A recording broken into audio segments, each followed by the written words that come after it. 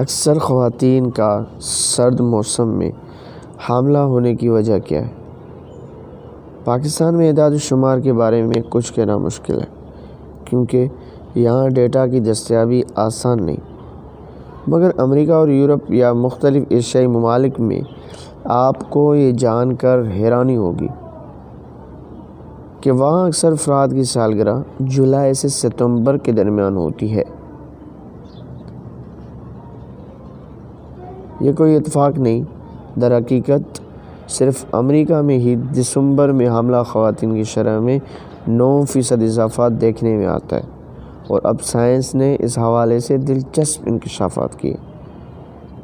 دنیا میں ہر مخلوق کا ارتقائی وجدان ہوتا ہے اور پیدائش کا ایک مخصوص موسم ہوتا ہے، جبکہ تحقیق کے مطابق انسانوں میں بھی یہ رجحان موجود ہے۔ تحقیق میں بتایا گیا کہ اگر حمل سرد موسم میں ٹھہرتا ہے تو بچوں کی پیدائش گرم مہینوں میں ہوتی ہے، اور اس وقت وسائل زیادہ آسانی سے دستیاب ہوتے ہیں۔ امریکہ یا یورپ میں اکثر سرد موسم میں برف باری کی وجہ سے نقل و حمل کافی مشکل ہوتی ہے۔ تاہم سرد مہینوں اور حمل کے درمیان کیا تعلق ہے؟ اس کا جواب تحقیق میں یہ دیا گیا ہے اور بتایا گیا ہے کہ جب درجہ حرارت گر جاتا ہے، دن کا دورانیہ کم اور رات کا دورانیہ بڑھ جاتا ہے۔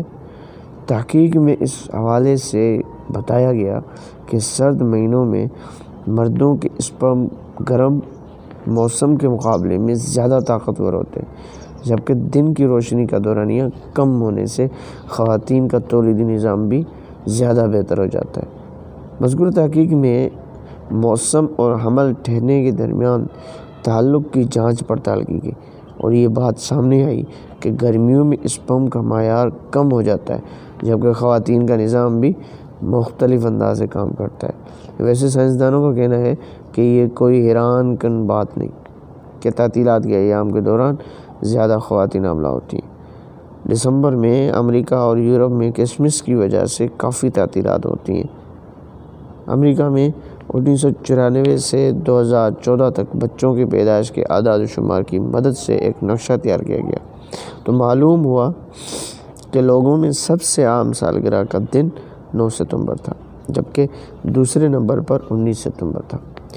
ایک اور تحقیق میں یہ بات سامنے آئی کہ جن بچوں کی پیدائش گرم مہینوں میں ہوتی ہے وہ اوسطاً سال کے اولین 5 مہینوں میں پیدا ہونے والے بچوں کے مقابلے زیادہ پیدائشی وزن کے مالک ہوتے ہیں۔ اس کے مقابلے جو خواتین گرم موسم میں حاملہ ہوتی ہیں ان میں جسمانی وزن میں اضافے کا امکان زیادہ ہوتا ہے۔